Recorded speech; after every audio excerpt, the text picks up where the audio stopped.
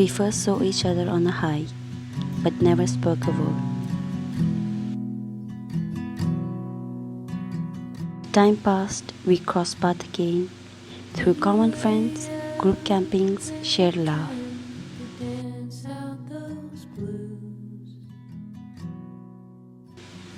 We weren't ready yet, but the universe was patient. But somehow, it brought us closer. In 2022, we both got sick. COVID had us isolated.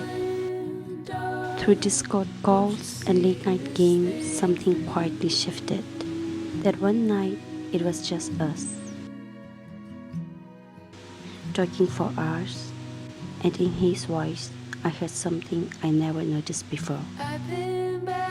Warmth, care, a feeling I didn't know I was waiting for. He asked me out, and I said yes. And now, here we are. Still laughing, still talking, still choosing each other.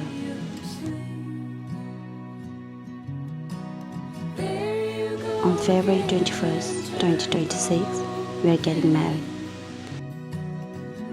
And we'd love for you to save the date. With all our love, Wangil and Minky.